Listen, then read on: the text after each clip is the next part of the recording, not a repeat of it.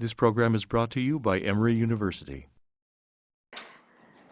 How's everybody doing today? Good.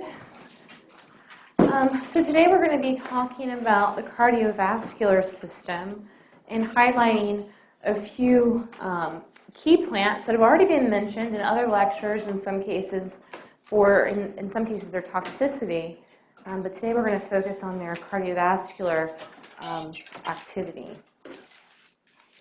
So as usual, your learning objectives today are to be able to recognize some of the key plants used historically to treat cardiovascular disease, to cover which compounds were isolated from these sources and what are their general effects and mechanisms of action. Now we're going to start today with covering a condition called dropsy. Who can explain to me, this is an older picture from 1700s, but who can explain to me what was dropsy? Today we call it congestive heart failure, and it was characterized in the past, you can see, by this very large accumulation of liquids. Now, I don't know if you poked a hole into something like that, the liquid would necessarily drain out like it's depicted here, but this was a serious problem. Interestingly, it continues to be a serious problem. Congestive heart failure, or CHF, is still a major cardiovascular issue. I have a personal story with CHF. My uncle, who passed away a few years ago, had complications from his lifetime with diabetes, and CHF was one of those complications. Now, what happens is basically your heart contractility becomes weakened, and you have a very weak heartbeat. You're not able to really squeeze that muscle like a normal healthy heart would. And so this kind of very light squeezing ends up with fluid backup in your body that goes out of your capillaries into your tissues and gives you this general sense of edema. Edema means swelling of the tissues. And it's particularly notable among in your feet and distal limbs. Patients just look very, very bloated. Now, the plant that is the source of a medicine that is still used today to treat and manage CHF is Digitalis purpurea, or the common foxglove. How many of you have seen this growing around campus or in town in springtime? It's a beautiful little flower. The compounds that are extracted from this are digoxin and digitoxin. These are cardinalide class compounds, cardinalides. Let me write that down. There's no pens, so I'll write it up here.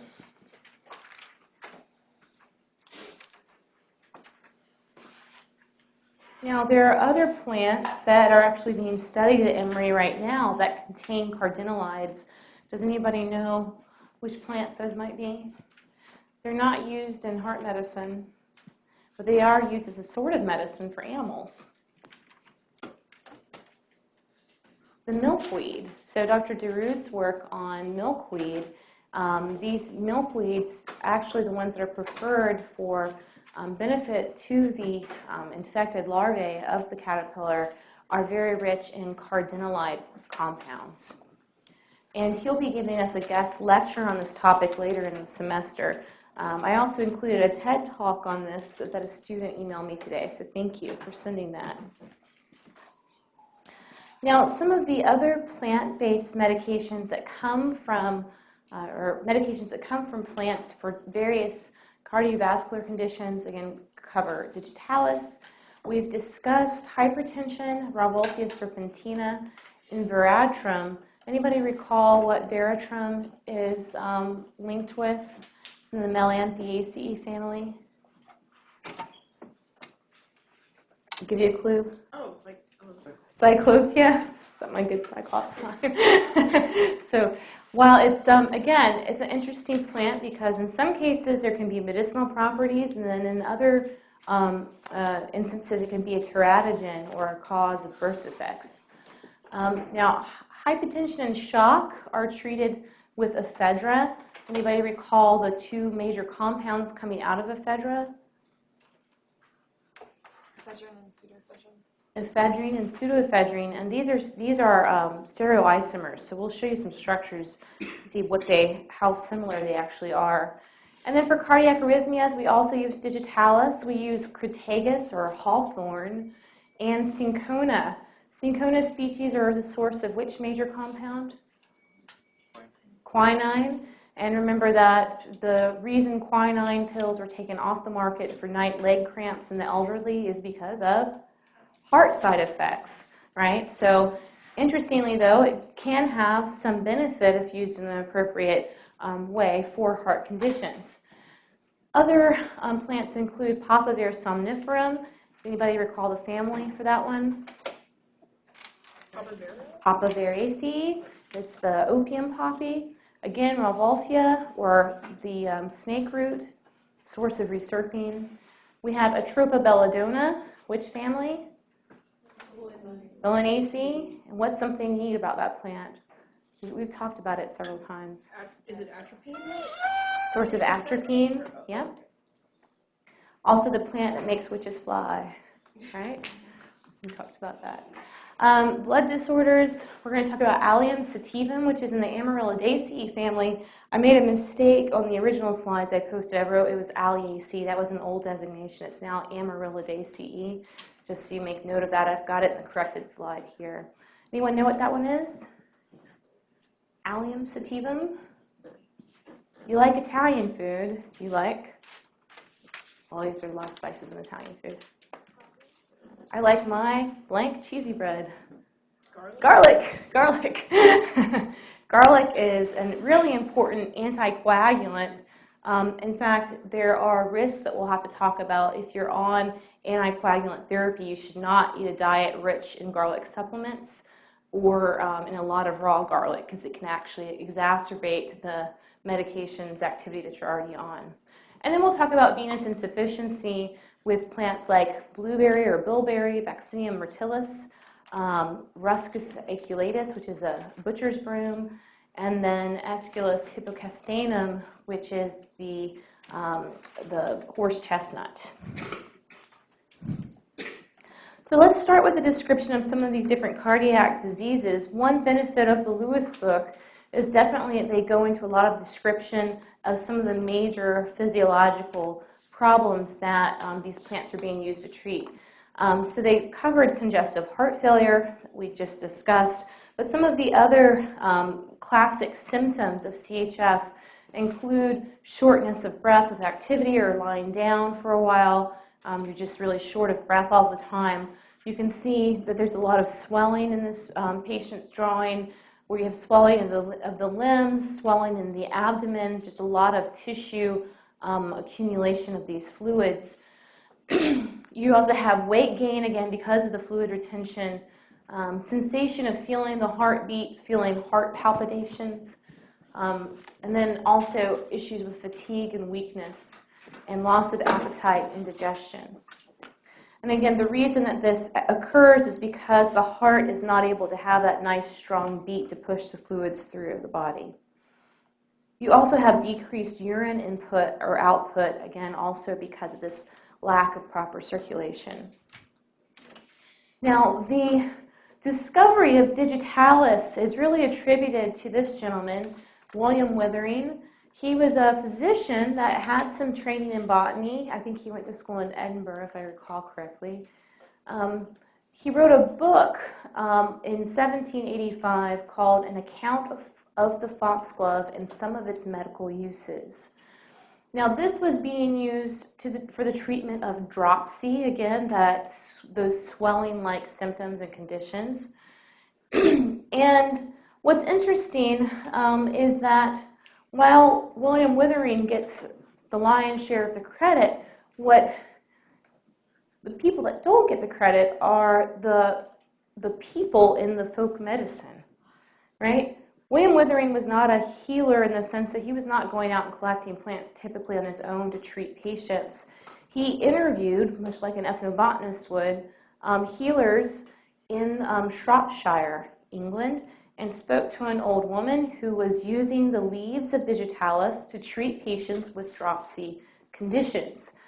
Where he brought in some ingenuity is after speaking to numerous people, he found he was able to really tease out the main ingredient in this mixture, because the mixture contained both the digitalis leaves but also some other plants. And so he can be credited with discovering which was really the active part, which was the leaves of digitalis. Now, what's interesting is that digitalis is a source of two drugs, digoxin and digitoxin. In therapy today, we use digoxin because it is able to be metabolized and pushed through the body more quickly. In patients where you need a longer lasting effect, we use digitoxin because it's not as rapidly metabolized. The way that it works is it creates this stronger heartbeat, and I have a little video here to show you.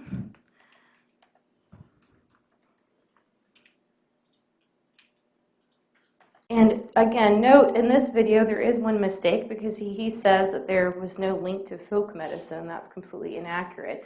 There aren't many written records of folk medicine in the 1700s in England using this plant. That doesn't mean that there wasn't actually this occurring. In fact, that's where he got the inspiration for Plants 121, a story about poisonous plants told in 121 seconds. The digitalis genus contains a great many species and varieties, all known as foxgloves, so I find it easier to refer just to the genus rather than distinguish the many types. It is one of the plants where the therapeutic properties of its toxins have been taken into mainstream medicine. The cardiac glycosides it contains are very useful for people with a range of heart conditions, and there are very many, possibly millions, who have lived longer, better lives as a result. Larger doses, however, are easily fatal because the glycosides reduce the heart rate and can lead to a fatal heart attack if that slowing goes too far. Though the whole plant is an emetic, there have been cases of heart problems following accidental ingestion, and the extracted medicines have been used to commit murder. Based on its appearance, the plant has a rich folklore, though it has no history of medicinal use. John Gerard, the 16th century herbalist, says, "They are of no use, neither have they any place amongst medicines according to the ancients." It was in the 18th century that Dr. William Withering documented how foxgloves could be used to treat the dropsy. He thought the effect was diuretic, but we now know that an underperforming heart can lead to fluid build-up in the body. His 1785 book, An Account of the Foxglove, is almost a model for how scientific trials should be conducted and reported. Foxgloves are abundant in the wild, so people who think they can remove all perceived risks should consider this before removing them from the garden. Plus, of course, removing a plant makes the fairies that live in it homeless. For a lot more information on poisonous plants, please visit... I don't know about the fairies. And again, there is an inaccuracy in this, so you can't believe everything that's on the internet. After more than 2 years of prodding from consumer advocates and medical experts, the FDA finally agreed Ephedra is dangerous. Dietary supplements containing Ephedra? That wasn't supposed to start yet. We'll come back to it. Okay. All right.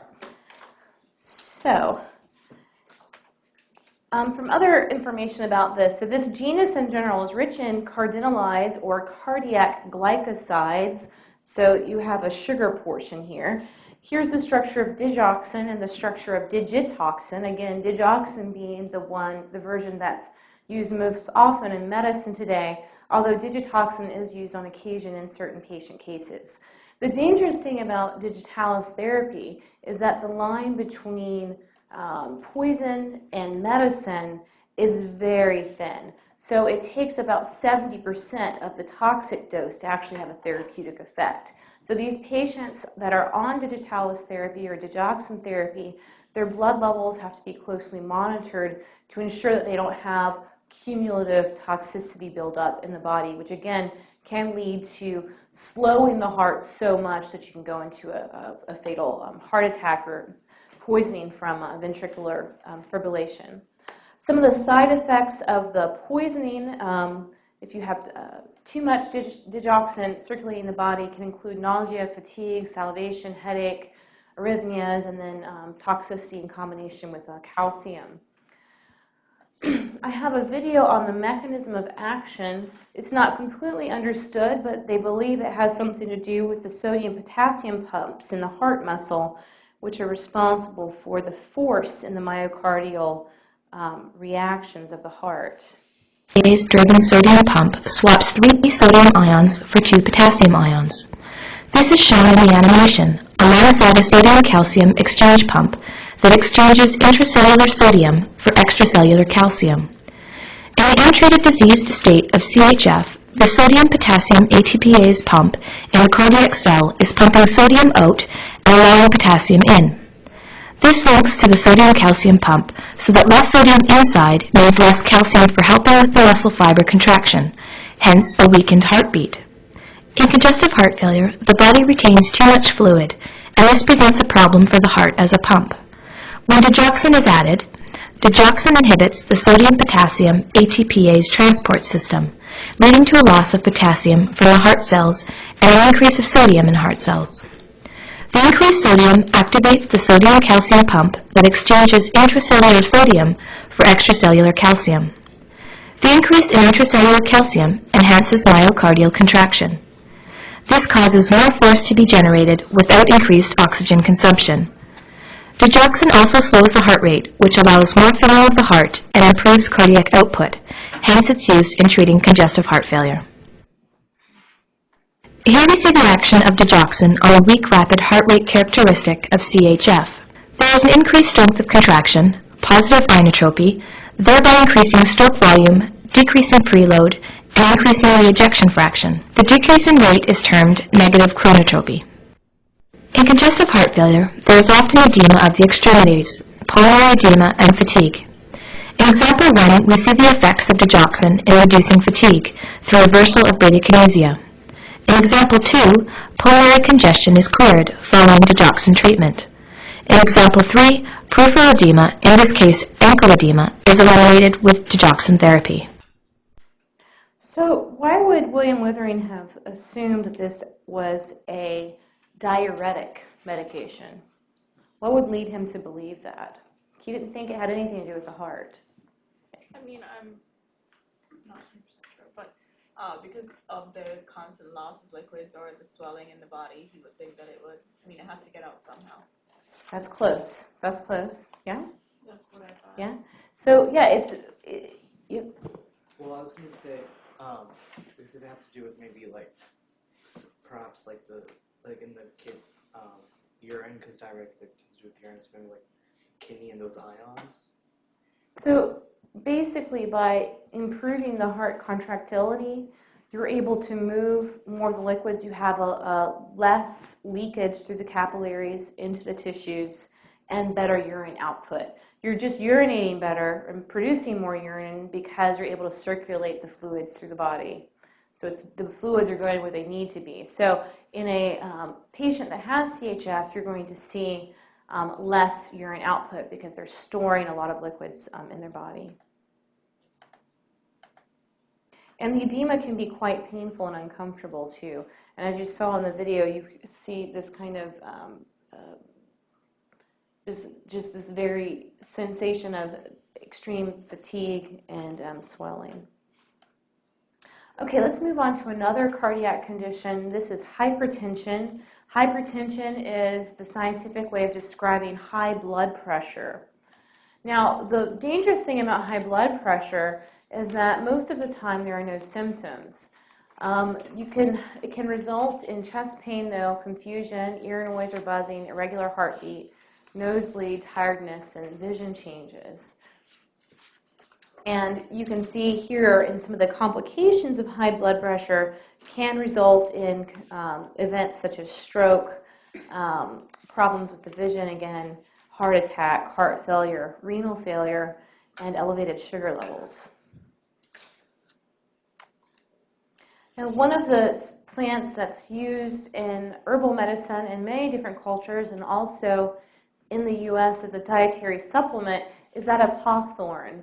Hawthorn belongs to the Rosaceae family. It's in the rose family. Crataegus monogina in particular is one species that's widely used. So what's interesting is that for this plant, the active constituents are unknown, but you may recognize some of these more ubiquitous constituents found in it. So there are multiple flavonoids like quercetin. Where else do we find a lot of quercetin? What type of species? Oak. Oak, Quercus species. There's hypericide. Hypericides and hypericins, and these things are found in which species, in which genus? Hypericum, for like St. John's wort. So you have rutin, also found in some of the Rutaceae, catechins found in things like tea. So these are compounds that may be found in many different plants. The reason that they have these listed is that many of the formulations today are based on they're based on marker compounds or certain levels of easily identifiable compounds in the mix. So for its usefulness or pharmacological activity, it acts as a cardiac tonic, again improving heart tone. It's a hypotensive, reducing blood pressure, helps as a peripheral and coronary vasodilator. So this is why it has that antihypertensive activity. If you dilate your blood vessels, you're going to have a reduction in blood pressure. It's also antiarrhythmic. Now, from a mechanistic stance, we know that it also interferes with sodium-potassium ATPase mediated pumps in the heart tissue and can also relax the coronary artery. The nice thing about this one is that there are a few side effects observed. It's in general a very good tolerance. It's tolerated well. So it's, again, used more as a supplement. Now, in parts of Europe, again, for example, in Italy, it's also used in teas. You can have teas of the fruits of Hawthorn, or I believe sometimes the leaves. And also in places like in Albania, they call this glog. G-L-O-G is the local name for it, and it's used also in teas as kind of a healthy beverage. You find often that people will describe certain types of preparations of wild plants as good for the health, but not really anything beyond that. They're not going to just tell you, well, this is a very good heart medication, right? But this is considered good for the health and is drunk also there. Now, another good antihypertensive drug comes from the Rauwolfia, or the snakeroot plant. Who can remind me who used snakeroot on a regular basis in history? Gandhi did, right? So it's a very relaxing. Reserpine has relaxant effects and sedative-like effects, and also reduces blood pressure as well. We already learned that it works in the sympathetic nerve system from our nervous system lecture, and can deplete almost all the norepinephrine from the sympathetic nerve tissue.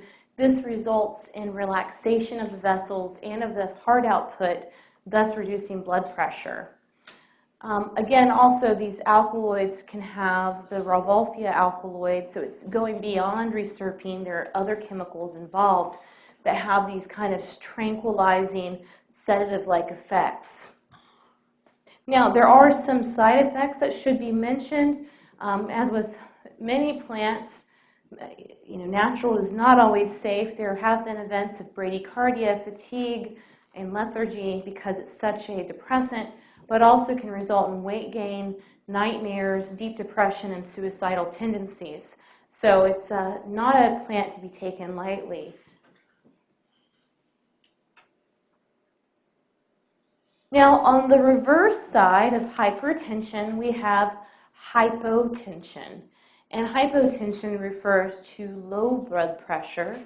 And this can, again, occur when your heartbeat is much lower than usual. So your different parts of the body are not getting enough blood as they need to. So some of the symptoms can include blurry vision, confusion, dizziness, fainting, lightheadedness, sleepiness, and weakness. This also occurs during shock, especially if you lose a significant amount of blood. What's the first thing they do? During a car accident, what are they going to do after they extricate you from the car? EMTs in the room, what are they going to do? Give you fluids? Give you fluids. Why do they give you fluids? Because you're going into shock, into hypotension, you're having a drop in blood pressure. So they're doing that to bolster your system and ensure that the pressure gets back to a normal state. So some of the plants that can be used to treat low blood pressure, one of the most important ones is Ephedra. Ephedra, the genus Ephedra, these plants are the source of ephedrine and pseudoephedrine, which we spoke about again, I think, in the peripheral nervous system lecture. What's interesting is that in traditional Chinese medicine, Ephedra is known as ma huang, which is a remedy that's taken to treat congested sinuses and colds, right? So I believe we talked about this, and also for asthma. Ephedra and ephedrine, pseudoephedrine, they work by constricting the blood vessels and thus raising the blood pressure. How does constriction of your blood vessels in your nasal passages help if you have a cold? It allows, it kind of pumps it harder, I guess. There's less space to have to put it through. No, not quite. Almost. It'll like open your sinuses. It opens your sinuses, but how? Why are your sinuses closed? Swollen? What's swollen? Blood? Well, the blood vessels are swollen, and so you have leakage of fluid into the nasal passages. That's what makes you so stuffy, is this leakage, and you have smaller, your passageways are closed. And so with taking a vasoconstrictive, such as pseudoephedrine, and in traditional medicine, they would actually inhale the steam from this plant. It was an inhalant. It could help to close that up and help to reduce that inflammation. Now, it also is useful in stimulating the heart by constricting the vessels of the heart. However, there are some side effects. You can have headache, restlessness, anxiety, and dizziness. And overdose can actually result in convulsions, arrhythmias, death. It's also been abused as a diet pill. How many of you recall the Ephedra phase of the 90s? You may have been too young to remember that. Anybody remember Ephedra? This is when I was in college, and it was a big thing back then. It was sold in all the malls. You could go buy your, why is this not working? Let's see. Okay, how do I get that off? Nope, I don't want that either. I want my mouse to work.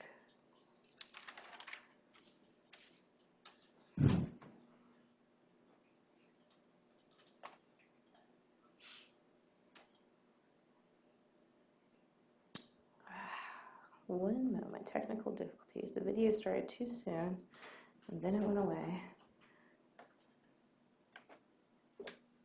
Unfortunately, this one has a commercial. That's why I tried to have it loaded beforehand. So I may have to bear through the commercial. When a beloved team in search of a new home turns to an expert team from Goldman Sachs, a major construction project kicks off. One of the smartest, greenest football stadiums comes to life. Thousands of fans take their seats. A local economy begins to flourish. And the city of Santa Clara makes progress. And this video is about why did it take the FDA so long to get that reversed or off the market. After more than 2 years of prodding from consumer advocates and medical experts, the FDA finally agreed Ephedra is dangerous. Dietary supplements containing Ephedra present an unreasonable risk of illness or injury. But instead of leading the way, the FDA finds itself bringing up the rear.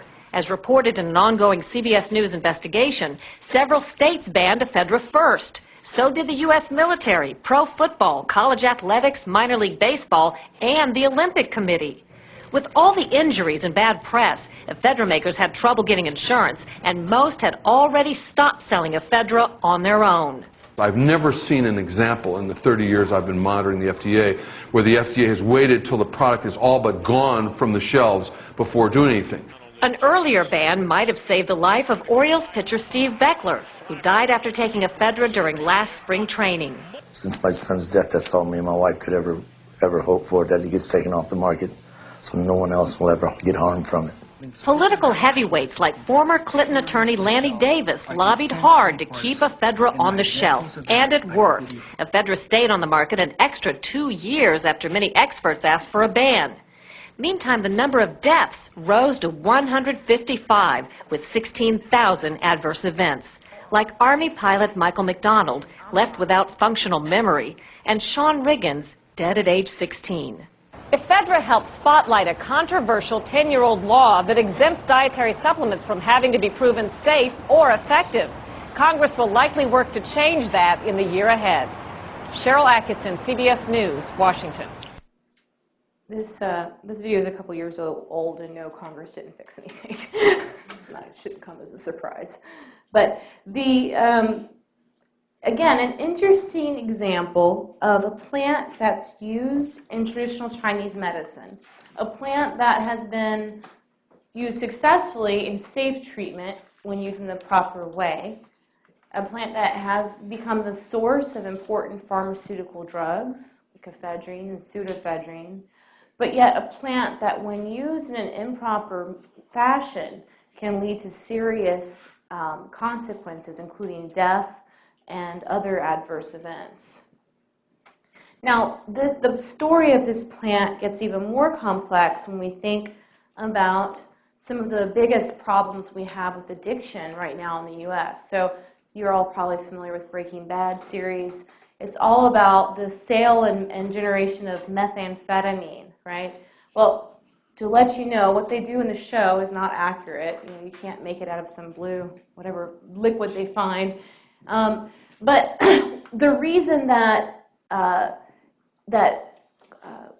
sinus congestion medications like Advil, cold and sinus, and also the generic brands that contain pseudoephedrine are now behind the pharmacist counter is because of this. Look at the structure. So again, you have these mirror images, pseudoephedrine and ephedrine. You can see the structures are very similar, with just the hydroxyl group being positioned a little bit differently.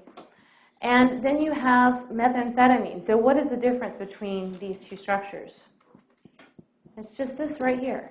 This is missing. So it's got this hydroxyl, this OH group that's missing. This is why in the past people were going and buying lots and lots of these cold medications and then modifying them through use of kind of homemade chemistry to rip off that hydroxyl and create methamphetamine.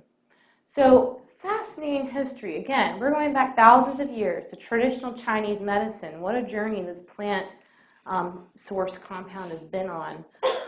Again, from being a really important drug for treating heart conditions, for treating issues like asthma and respiratory conditions, but is also toxic when used improperly and can be transformed into a highly addictive drug. Okay, let's talk about cardiac arrhythmia. This is another condition. It's important.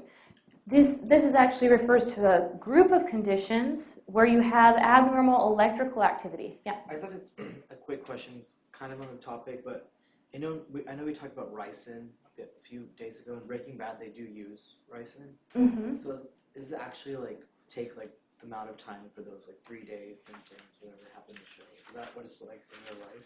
If someone had ricin poisoning? Oh, for the actual poisoning event? I think it's very quick, actually. I'm not. It shows it takes a few days. Takes them a few days. I'm not sure. I was under the impression that ricin poisoning, because it's very toxic, is very quick. I'd have to look that up though.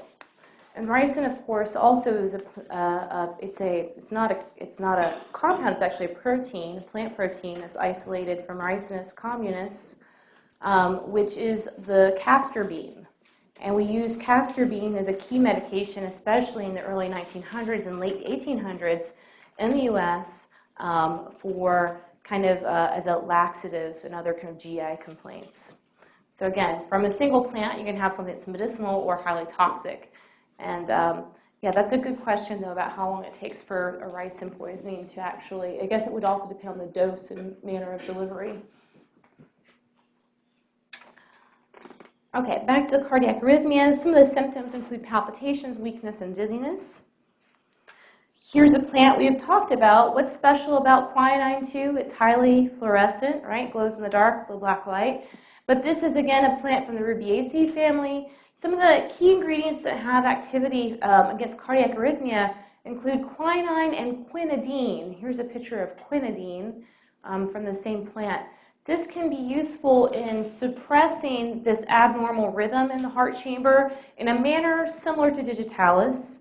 However, like digitalis, you can achieve cumulative toxicity, and in this case, the symptoms of cumulative or long-term use and toxicity can include those associated with synchonism. So synchonism is the term for toxicity due to treatment with cinchona extracts. So this includes ringing in the ears, headaches, nausea, abdominal pain, vision problems, and skin rashes. But ringing in the ears is one of the key indicators of that condition. Now, another heart condition is angina. So this is severe chest pain due to ischemia. Ischemia is lack of blood and oxygen supply to a part of the heart tissue. So your heart tissue is not getting the amount of oxygen needed to keep the muscle alive and can have some degradation due to that. So this can be caused by obstructions or spasms in the coronary arteries. These are the heart's blood vessels. Some of the symptoms include discomfort or pain, pressure, heaviness, tightness, a sensation of squeezing, burning, or a choking sensation.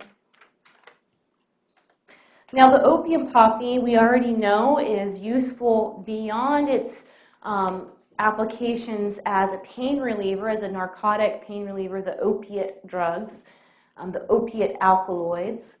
In this case, the compound papaverine is a smooth muscle relaxant. So this is just a fascinating plant. I think it's one of mankind's, greatest medicinal plants because of the number of applications that we've had from this plant. So here you can relax the smooth muscles of the heart. More research is underway with the utility of applying papaverine in therapy. Other therapeutics that are used in treating angina include reserpine, again, that hypotensive from Rauwolfia species or snakeroot species.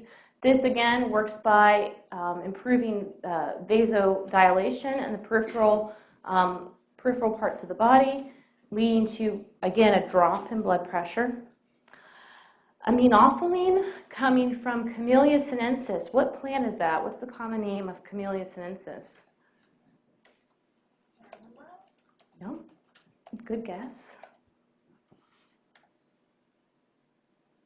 I bet at least several of you have drunk it today. Tea. This is tea. Okay, another example of an important drug. So tea is not only the source of drugs that are useful for topical treatment of anogenital warts. Who would have thought that? Pretty interesting with Theragun. But it also has compounds that are useful for smooth muscle relaxation for treating angina. Other plant-based or plant-derived or plant-inspired compounds include aspirin or acetyl salicylic acid. Who can remind me what plants that was isolated from originally? Salix spp. Salix, whenever I have SPP, that means species in plural. Salix species in the Salicaceae family. What else? Is meadowsweet? Meadowsweet, yes. Which used to be Spirea as the genus. Now it's been changed to Filipendula, right? What's Filipendria? What is Filipendria? Filipendula, it's a little herbaceous species known as meadowsweet. Same thing as Spirea. They just changed the name. Spirulina? Spirea? It's, I don't have a marker. I feel here. Write it down. I think it's, okay. Let's see if this thing will cooperate. I'm trying to remember how it's spelled. Is it filipendula? It used to be, the synonym is Spirea, is the genus. This is meadowsweet. Don't quote me on the spelling. I'd have to check, but if you look at it's in your notes from before. Okay, another plant that's useful for treating hypertension and bradycardia is Atropa belladonna in the Solanaceae family, as we already discussed. And this is a source of atropine, as we've already talked much about atropine. So this is used commonly in medicine today in the management of bradycardia following MI or myocardial infarction, a heart attack. And when you have hypotension associated with a slow heart rate, it means a drop in blood pressure corresponding with a very slow heart rate, atropine is strongly recommended. When else is atropine recommended? We covered this in the peripheral nervous system lecture. What other condition would you want to take atropine in? When you're nerve gas? For nerve gas attack, exactly, because it has that opposing force and is able to reverse the toxicity of a nerve gas attack. Okay. Now, moving on to other conditions concerning cholesterol and lipids, hypercholesterolemia, also known as high blood cholesterol. This is basically the having high levels of cholesterol in the blood, and it's not really a disease, but it's considered a metabolic derangement or a metabolic imbalance that can be secondary to many diseases. This is also closely related to hyperlipidemia, or high levels of fats or lipids in the blood, and hyperlipoproteinemia, or elevated levels of lipoproteins in the blood. Okay, so some of the plant-based compounds to treat these, well, this is just a definition of how these work. You can read that on your own. Oh no, where is it?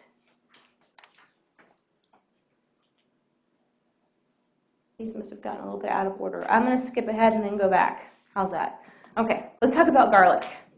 So garlic is the source of some very interesting compounds. One of the hallmark characteristics of phytopharmaceuticals or phytotherapeutics in garlic and related species like onion are these sulfur-based compounds. And here you can see an example of allicin, and here's also ajoine. Now, allicin is interesting because not only does it have impact for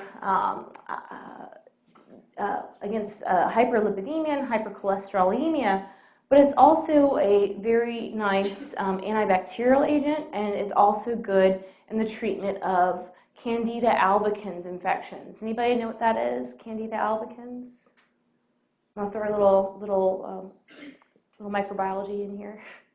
Yeah. Yeah, it's a fungus, right? The fungus, yeah. So what parts of the body do you typically get candidal infections?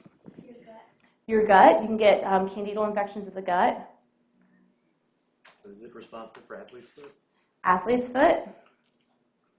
And also vaginal infections or vaginitis. So I gave a lecture once to a group of pharmacy students on plant-based medicaments, and somebody came up to me afterwards and asked me about reports they'd had from some of their patients during training about the use of garlic both topically on the treatment of athlete's foot and also intravaginally for the treatment of candidal infection.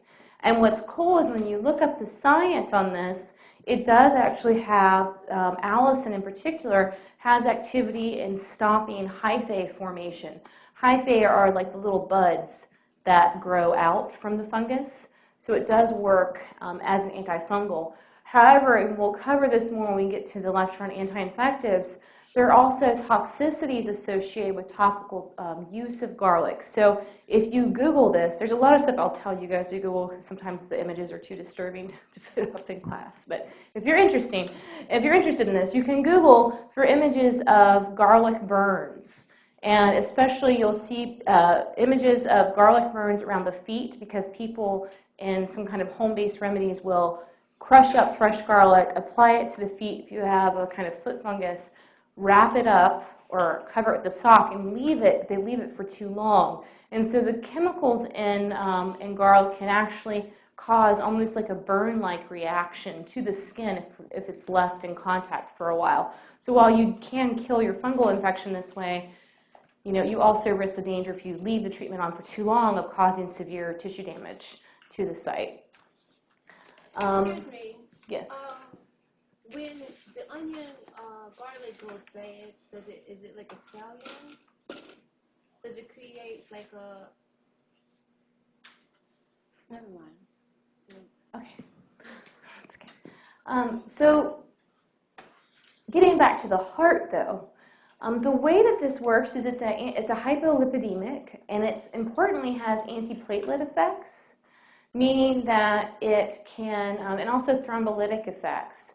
So it can help. What does that mean when you think about a patient that has high platelets or high, potential for thrombosis? What is that?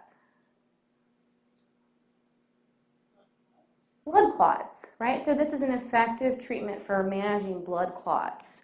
Now, where you get into the toxicology is there are a couple areas of toxicology for internal use. Number one is you can have GI side effects if you eat a lot of garlic. Now, and I'm talking especially about fresh garlic, because when you cook garlic, you lose some of those volatile aromatic compounds we've talked about, right? But when you eat a lot of, if you think about a nice bruschetta, right? Have you ever had that with some tomatoes and garlic and basil? I'm getting hungry now. You have that wonderful garlicky taste. What happens to your body after that? After you have this very garlic-rich, delicious meal? What are things that you notice? What do you say? You don't want to get close to somebody because you have garlic breath, right? So you have this, the volatile sulfur-based compounds remain in the mouth, but also it remains in your bloodstream also, right? So if you're a patient that's on medications, pharmaceutical drugs to treat problems with cholesterol or high lipids or potential, if you're a patient with a high likelihood of forming blood clots, and you end up taking a lot of garlic supplements or eat a lot of garlic in your diet, you can actually exacerbate or double down on the effects of your other pharmaceutical drugs. So that would be called an herb-drug interaction. What are the bad things that can happen if you have too much of a blood-thinning agent? If you get a cut, you'll bleed out. Yeah, you lose the ability to really clot up and stop bleeding from wounds. You also have higher risk for disturbances within the GI tract and injuries in that sense as well. Now, let's go back to some of these other, maybe this is why I put it in this order. So thrombosis, getting back to blood clots. Here you have a normal person's vein, it's the back of the leg, and you have movement of the blood. You have these little valves, right, that keep the blood from going back down when it should be going up in the veins. And with someone that has a DVT, or deep vein thrombosis, you can have problems with clot formation that can then circulate to other parts of your body. So when a blood vessel is injured, the body uses platelets and fibrin to form a clot to prevent the blood loss. But again, if the clotting is if there's a lot of clotting and it breaks free, it can travel through the body as an embolus, which is a large chunk of thrombotic, like a cluster. What can happen with an embolus? Block with certain arteries and vessels in the rest. It can cause blockages in other parts of the body, leading to reduction in the amount of oxygen getting to parts of the body. It can lead to things like stroke and also embolisms in the head that can cause severe brain injury. Another important disorder associated with along this line is atherosclerosis. Now, atherosclerosis is a condition that is linked to chronic inflammation. This is often the outcome of chronic states of oxidative stress, right? So this is an inflammatory process. And this is where we have this buildup, basically, of tissue, of materials in the artery, such as cholesterol and other fatty materials. And what happens is that you're artificially reducing or narrowing the area where you should have blood flow. So that creates a state of what? Of hypertension or hypotension? Hypertension, because you're reducing the amount of space that's available for the blood flow. This is also referred to as hardening of the arteries. What are the current medical treatments for this beyond pharmacological factors for surgery? People have stents put into them. Stent. So what is a stent? For a long time I didn't know what this is. So I wanted to ask if you guys knew. Yeah. It kind of like breaks down the thing so like the blood can flow more naturally. A stent is almost like a little mesh catheter they can stick in there that kind of holds it open. If you think about a tunnel, right? If you've ever been in a mountain driving through and you have this tunnel and they'll have kind of a metal cage helping to support there, that's kind of what I would liken a stent to. So it's to force this vessel to stay open. And we talked about garlic. Let's talk about coumarins. Coumarins we've discussed a little bit in one of our earlier lectures. We talked about warfarin. This is a medication for patients that have problems, again, with blood clotting or frequent blood clots. If they're at risk for having an embolism, you might put them on warfarin.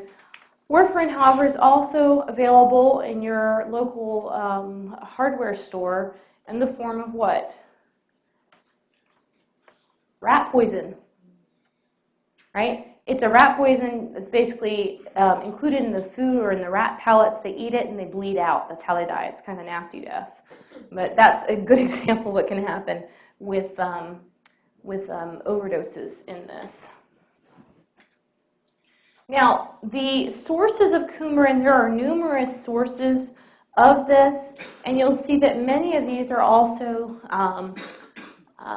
used in traditional medicines. You have things like tonka bean, vanilla grass, woodruff, mullein. Verbascum species, especially in southern Europe and the Mediterranean, are very commonly used for conditions related especially to respiratory problems and also some cardiac problems.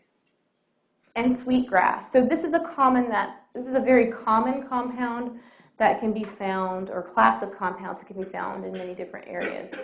It's best known for its antithrombotic, anti-inflammatory, and vasodilatory effects.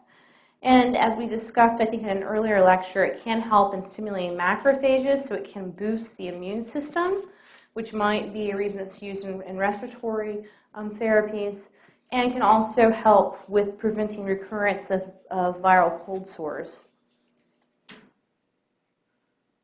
Now, another topic I wanted to go over is chronic venous insufficiency. This is a condition where your veins are not able to pump enough oxygen-poor blood back to your heart. So if you think again about your heart as a circuit, you have oxygen-poor blood that comes into the heart, it's squeezed through the chambers, goes out into the body, and the idea is that you're supposed to release oxygen along the way, and it's supposed to come back to the heart in an oxygen-depleted form. When you have issues with chronic venous insufficiency, however, due to damaged valves, you can get blood backflow. So your veins are not pumping, they're not able to move that blood back to the heart as well, and you have some pooling that can occur, especially in the distal limbs.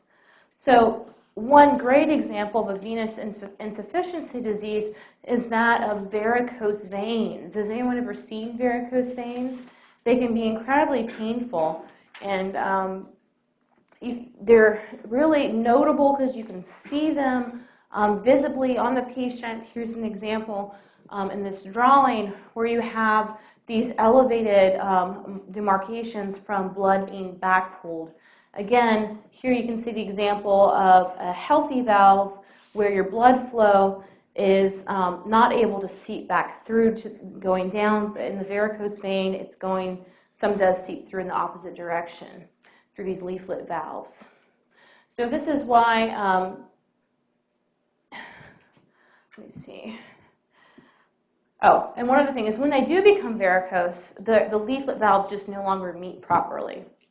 Now, when I was a pre-medical student, this is before I decided on the PhD track, I got to watch surgery. This is before they had laser surgery for varicose veins, where they actually removed the veins through surgical means. And it was the bloodiest, and I mean the bloodiest surgery I've ever seen, because you're basically pulling out these veins from the body and cutting them. So it was kind of horrific to watch. Maybe that's what turned me off of medicine. I don't know. What's interesting is that now you have laser techniques to help in cleaning these, but they are quite painful and can be a chronic problem for some people. Other venous insufficiency problems, this is something nobody ever likes to talk about, but as you get older, they'll unfortunately become a part of your life, especially in the elderly, and this is hemorrhoids.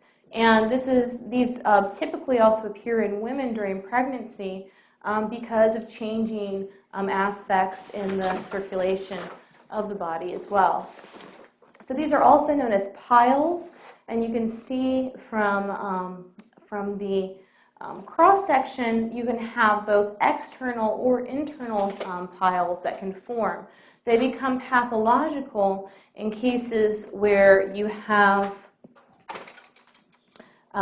when they become swollen or heavily inflamed. So this is also an important, a very common disorder among men and women that you'll see remedies for in traditional medicine. So what are some of the different therapies used for treating chronic insufficiency disorders or chronic venous circulation insufficiency disorders? So one that you're probably all familiar with is bilberry, also known as blueberry. These are very rich sources of anthocyanins and cyanidins. These are also very good as antioxidants, as we've already discussed. They also have some antidiabetic, astringent, and antiseptic properties in the treatment of diarrhea. Now, the effects, the cardiological effects of bilberry are due to the anthocyanidin content. It's attributed to the ability to improve blood circulation for hemorrhoids, vision disorders caused by diabetes, and hypertension. Mechanism of action is still unknown, and they don't have all the details worked out in the active, which cyanidins are most active. And you have very few side effects observed, as this is a widely consumed food. Here's another plant used for venous circulation insufficiency. This is Ruscus aculeatus. It's in the Asparagus family. And in this case, we do know that the compounds responsible for the pharmacological effects are reucine and ruscoside, and some of these aculeosides, and neorescogenin. So this has anti-inflammatory effects. It's taken internally, so they take this as a decoction. What's the difference between a decoction and a tea? How do you make tea? Let's imagine you're going to make some tea. You have your little plant material in a little tea bag or whatever container. You pour hot water on it and let it steep. In a decoction, you're actually boiling it for a while. It's just a different way of describing how the plant's being prepared. So you're not just pouring hot water and letting it steep. Instead, you're boiling this actively for a while to extract the most compounds. Now, this, interestingly, may be taken internally, drunk like a tea, or externally as a topically applied ointment, or even a suppository for the treatment of hemorrhoids. How do people in traditional medicine prepare ointments and suppositories? Any ideas what kind of ingredients they would use? Pig fat. Pig fat's a good one. In Kosovo, for a lot of ointments, they love to mix together boiled pig fat with what they call nevin, which is Calendula officinalis, this beautiful orange calendula flower. for skin applications. What else would they use besides pig fat? What if if pigs are forbidden to you by religion, what do you use then? Can't you just use oils? You can use oils. You can use plant oils. How about bees? Like honey, like beeswax. Those are often also commonly used because, again, they when they're inside the body, like in a suppository, they can soften, and you can have the drug go out into the body. And lastly, we have the case of Aesculus hippocastanum, also known as the horse chestnut. This is a large tree, and this is a source of a variety of compounds ranging from sterols and triterpenes and coumarins and flavonoids and anthocyanidins. This is used in traditional medicine, again, for the treatment of diabetes. It's used as an astringent and an antiseptic for diarrhea. And it's also sold in supplements. I have seen this plant used in the Mediterranean for treating varicose veins, where the leaves are actually wrapped around the painful limb, bandaged up with a loose bandage, and left overnight, oftentimes with the legs elevated, and it does seem to give them some relief from the pain of this. It's also been used in treatment of hemorrhoids, again, some of these other deficiency diseases besides varicose veins. Some studies have shown that there's a decreased likelihood for post-op deep vein thrombosis. One of the things that you'll notice when you come out of surgery is often they'll have these devices on your legs that squeeze the legs chronically. Anybody know what that's for? It's to keep the blood moving so you don't develop deep vein thrombosis. Also, the reason why, if you're on a very long flight across the globe, you should get up and move around, right, to help you improve your circulation. Now, this is a plant that's well tolerated at therapeutic doses, but if you have it in very high doses, you can have some GI upset. Some patients do have some irritation on the skin if it's used topically as well. So this is all we have for our cardiac drugs, key examples of cardiac therapeutics. Are there any questions?